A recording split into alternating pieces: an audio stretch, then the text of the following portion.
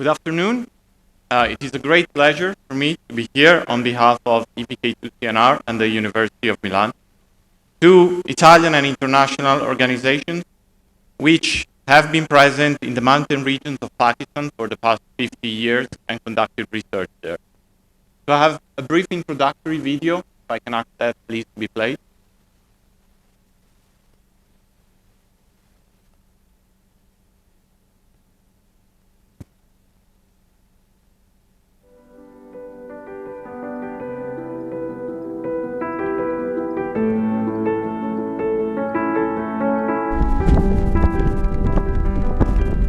Siamo in cima! Siamo in cima!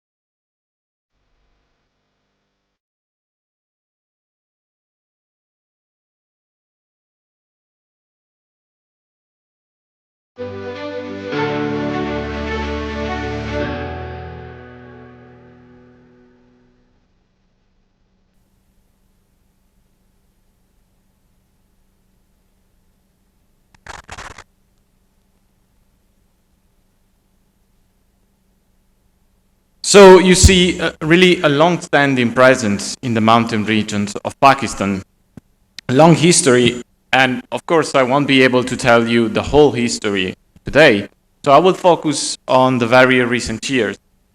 If you can go to the next slide, please. Starting from the creation of the Glacier Inventory of Pakistan, which was part of an international cooperation project called Glaciers and Students, together also with the University of Cagliari, Karakoram International University, and University of Baltistan.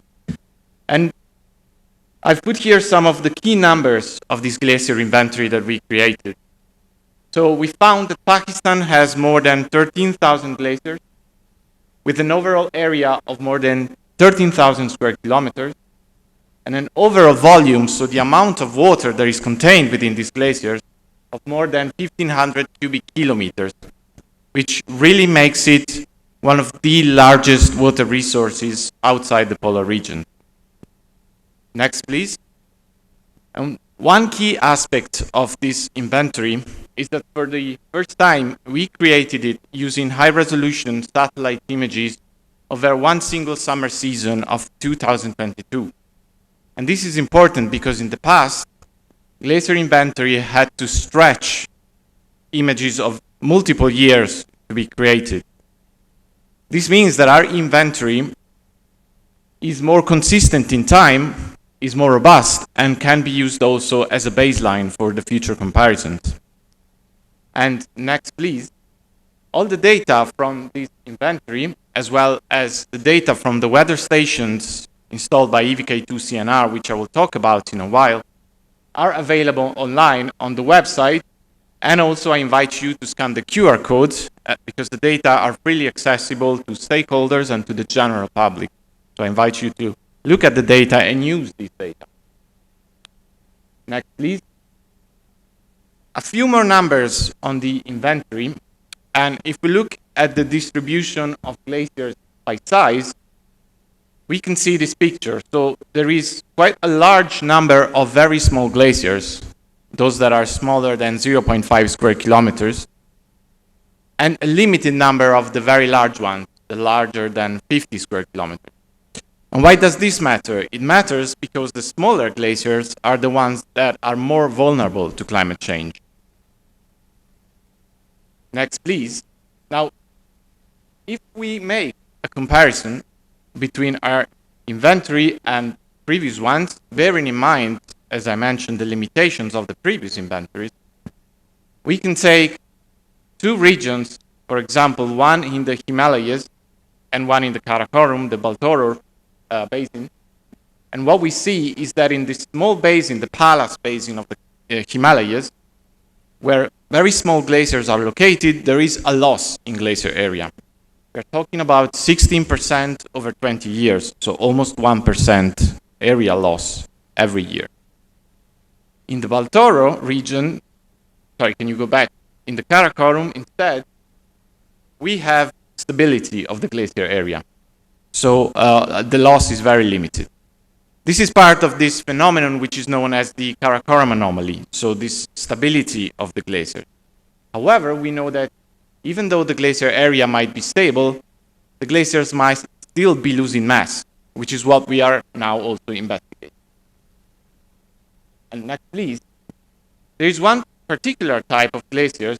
We heard about it, we saw it in the video beforehand. These are the surging glaciers.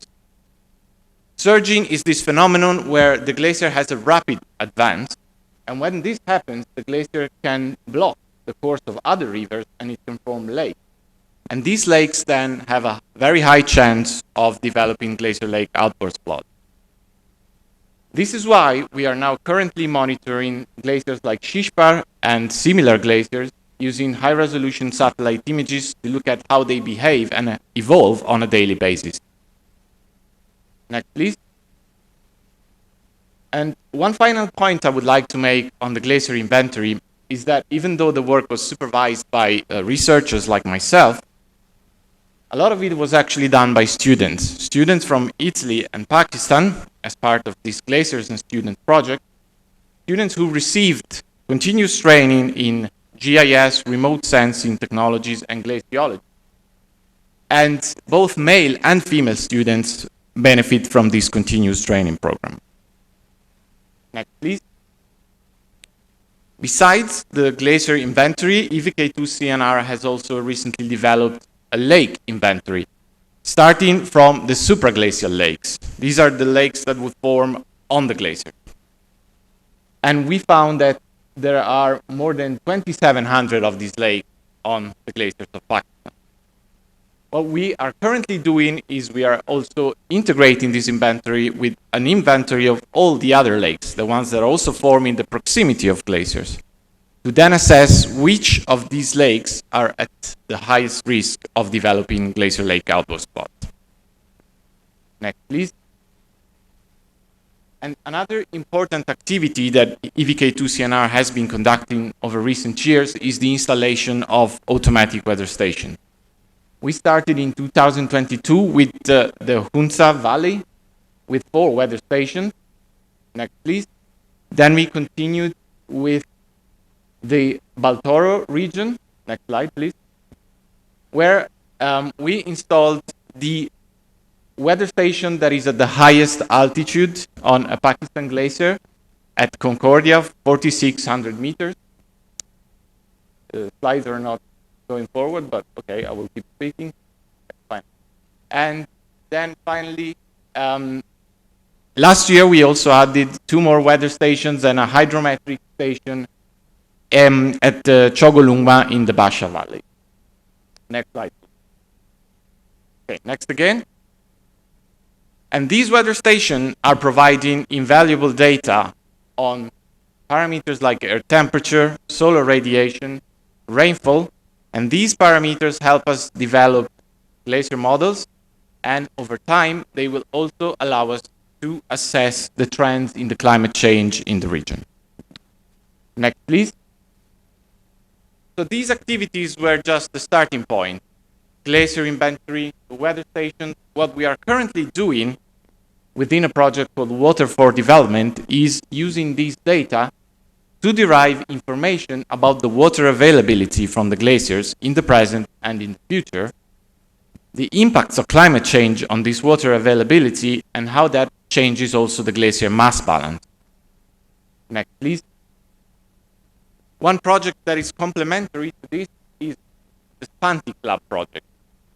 This takes the name from Spantik. This is a 7,000 meters peak which towers above the Chogolungma Glacier in the Basha Valley and Arandu village.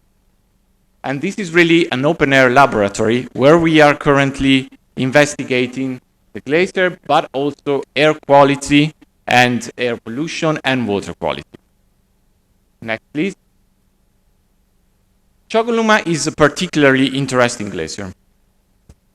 It is one of the largest in Karakorum, and the lower part of the glacier is almost entirely covered in a layer of debris, which, depending on how thick this debris is, means something for the glacier melt. So it is an ideal place to study the effects of the Karakoram anomaly and what that means for the future of the glaciers of Pakistan. So, in the interest of time, I might skip these slides just to tell you that I personally visited this glacier last year, conducted drone surveys there, and also did training. So we are going there again this year to really look at the changes of the glacier in high detail. But next, we are also performing investigations using satellite data to really look at the signature of the debris and identify its mineralogical properties and what that means for the glacier melt. And next, please, again. Most importantly, what we are also doing is we are using the satellite data to look at the changes in the glacier volume. Next slide, please. So the key finding from this map is that what we observe is high losses on the lower part of the glacier, but there is stability above 4,000 meters. And if we compare this to the situation, for instance, in the Himalayas, there the glacier losses go up to 6,000 meters, and also the glacier area is decreasing, whereas in the Karakoram, it's more stable. And again, quickly, next slide, please, and next again. What we are now doing is we are developing these models to look at the water availability from the glaciers in the Chogoluma and in the Hunza region. This is an example from Pasu Glacier. Here we estimated meltwater availability from the glacier of 39 million cubic meters in 2023. Now this may seem like a large number. In fact, it is quite some amount of water that is going down, that is available downstream. It's not lost to the glacier because it's partly replaced by accumulation in the form of snowfall. If you do the math, what you see is that there is a loss, but it's a small loss. And what that means for the glacier is a loss of 0.1% of the volume in 2023. So, to go towards my conclusion, really you might ask, should we be worried? Well, to answer that, what we are now doing is we are developing these models for the whole Hunza region, for the whole Chogoluma, and by the end of the year also, we'll have an estimate of the water availability for all the glaciers of Pakistan, not just for the present, but also for the future, looking at also emission scenarios and what that means for the temperature changes in the region. And I would like to conclude also by mentioning the other project that EVK2CNR is developing, Air for Development, which is a project about air quality monitoring for climate and public health, Mountain Development as Climate Sentinel, which is about ecotourism and environmental regeneration, and finally the Virtual Green University, which combines an advanced training school and an e-learning platform for data sharing for climate research. And with that, I would like to thank you for your